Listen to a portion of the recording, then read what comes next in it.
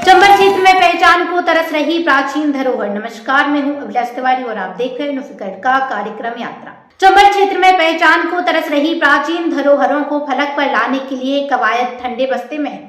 इस इलाके के पर्यटन स्थल और पुरातात्विक धरोहरें सैलानियों को अपनी ओर खींचने में सक्षम है, मगर सरकार की नुमाइंदों के द्वारा इस ओर से कोई प्रयास नहीं किए जा रहे।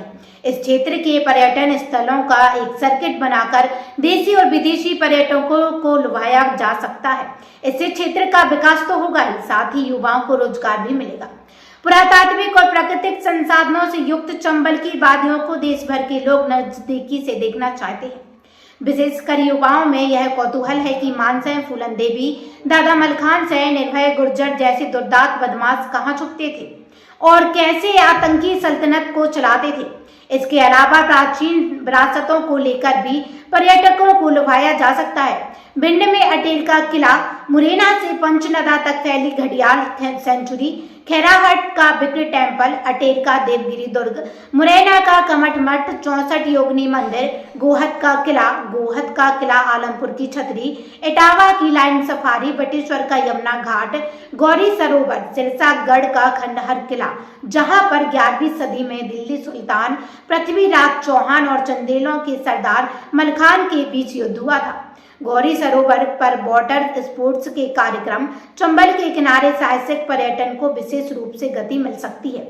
रेत की सुंदर किनारे और बीहड़ भूल भुलैया, चंबल की धार में अटखेलियां करती डॉल्फिन, शिकार की तलाश में घात लगाए बैठे मगरमच्छ आदि ऐसे दृश्य हैं जो अन्य स्थानों पर मिलना संभव नहीं है।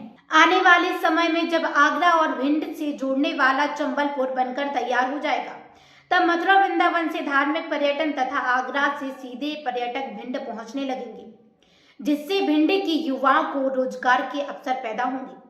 अधिकांश देशी विदेशी पर्यटकों का आगरा ताजमहल तक आना होता है।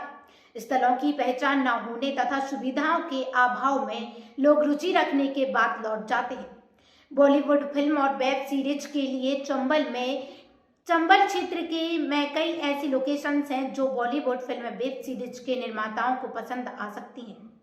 एंटरटेनमेंट लिमिटेड के मालिक जुल्फिकार अली ने 2 साल पूर्व फोटो शूट किए थे, जिन्हें फिल्म और वेब सीरीज के प्रोड्यूसर व डायरेक्टर को भेजा गया।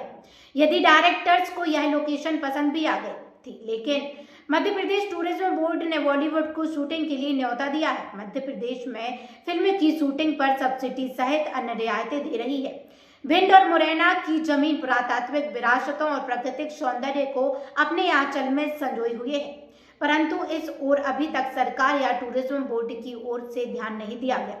यदि एक टूरिज्म सर्किट बन जाए तो इस क्षेत्र का विकास और भी तेज गति से हो सकता है। सर्किट में भिंड, इटावा, मुरैना व जोधपुर के क्षेत्र को भी शामिल किया जा सकता है। इसी तरह की रोचक जानकारियों को जानने के लिए बने रहिए संवाददाता किशोर कुशवाहा के साथ नुफिकट न्यूज मध्य प्रदेश।